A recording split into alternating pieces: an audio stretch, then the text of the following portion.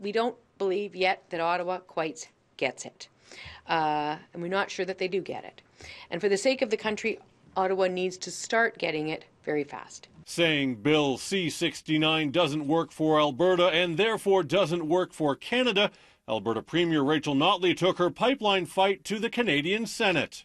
She argued it makes no sense for Ottawa to have spent $4.5 billion to buy the Trans Mountain pipeline, while it actively pushes legislation she says will prevent most future energy projects from being built.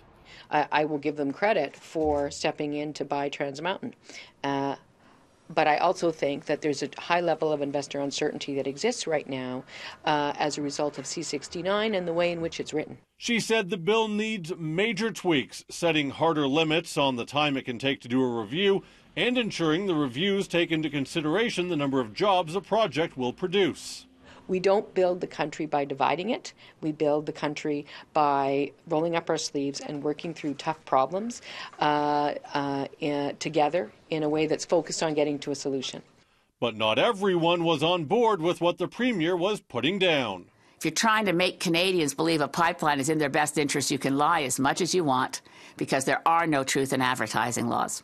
Not one independent study by anyone that could back up this claim that there are economic benefits for Canada.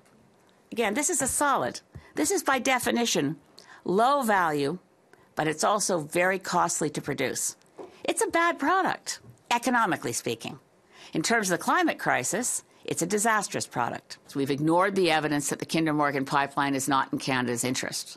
The bottom line for Notley is that the new bill does nothing to solve the problems of the old bill. And she says the entire process continues to sow uncertainty with potential investors. You can't build trust by saying, trust us. You build trust by providing clarity, by putting it on paper and giving certainty to the people who have to make decisions about whether they are going to invest in our province or in this country. In Calgary, Jonathan Muma, City News.